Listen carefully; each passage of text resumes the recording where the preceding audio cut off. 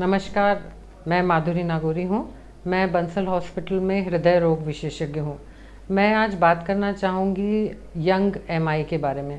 आप लोगों ने अभी हाल ही में सुना होगा कि कुछ बहुत ही यंग एज में लोगों की मृत्यु हुई है और काफ़ी जानी-मानी हस्तियों की मृत्यु हुई है हार्ट अटैक की वजह से।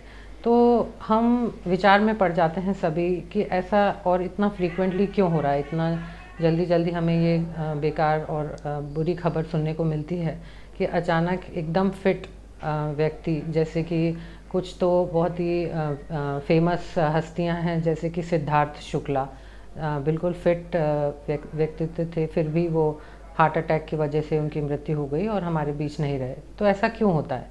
यंग एमआई हम जाने तो पहले तो ये कि होता क्या है और किस एज में अगर हार्ट अटैक होता है तो हम उसको यंग एमआई बोलते हैं।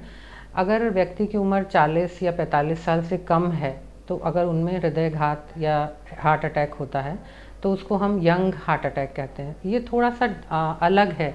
अगर हम देखें, कारण जानने की कोशिश करें तो जो उम्र दराज लोगों में जो हृदय की समस्या होती है वो होती है अधिकतर रिस्क फैक्टर्स होते हैं उनमें, जैसे कि शुगर है बहुत लंबे समय से या ब्लड प्रेशर है, तो ये उनमें हृदय के रोग को जन्म देती है। पर अगर यंग लोगों में देखें तो एकदम फिट लोग भी, जिनमें शुगर भी नहीं, ब्लड प्रेशर भी नहीं, वो भी अगर हार्ट अटैक से संबंधित बीमारी या हार्ट से संबंधित बीमारी से जा रहे हैं तो उनमें कुछ अलग ही कारण होते हैं जिनसे वो ये बीमारी आती है उनमें।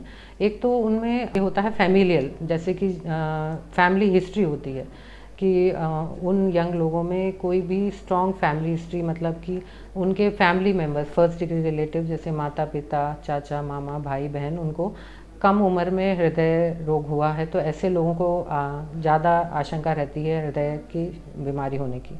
दूसरा, उनमें एडिक्शंस होते हैं, जैसे कि खूब स्मोकिंग अगर कोई कर रहा है व्यक्ति, कोकेन अब्यूज़ है या कोई भी तरह का एडिक्शन है अगर उसमें, तो उसमें हार्ट अटैक होने की संभावना बढ़ जाती है।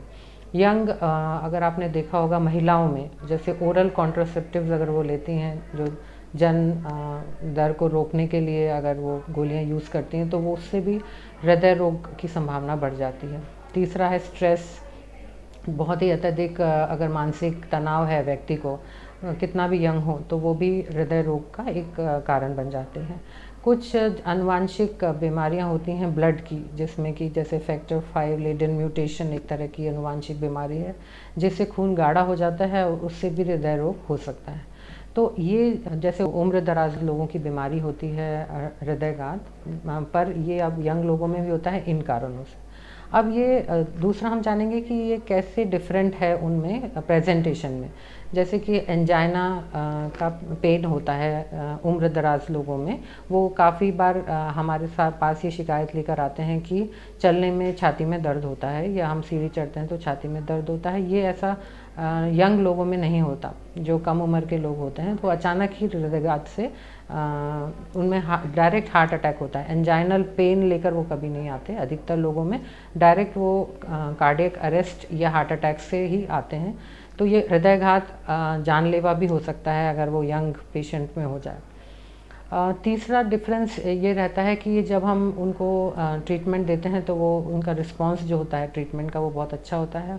और अगर ऐसे मरीज़ों में एंजियोग्राफी की जाए तो एंजियोग्राफी में या तो नॉर्मल निकलता है एंजियोग्राफी काफ़ी केसेस में, क्योंकि खून गाढ़ा होने के कारण तो ब्लॉकेज तो कुछ खास नहीं निकलता, पर उस वक्त खून गाढ़ा हुआ, हार्ट अटैक हुआ और वो खून गाढ़ा बह गया उन धमनियों में, तो अधिकतर या तो एंजियोग्राफी नॉर्मल निकलेगी या एक नस में ब्लॉकेज निकलेगा।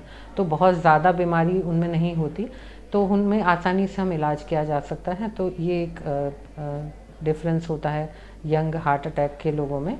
और ये व्यक्ति अगर अपनी जीवनचर्या एकदम ठीक कर ले और दवाइयाँ समय पे ले, आगे कोई भी व्यसन न करें, तो वो इम्पॉर्टेंट होता है, क्योंकि वो ही उसकी आगे की जीवन की लॉन्गेविटी को डिसाइड करेगा कि वो कितना लंबा जी रहे हैं। तो मैं आपको ये आज बताना चाह रही थी कि यंग एमआई कैसे डिफरेंट होते हैं।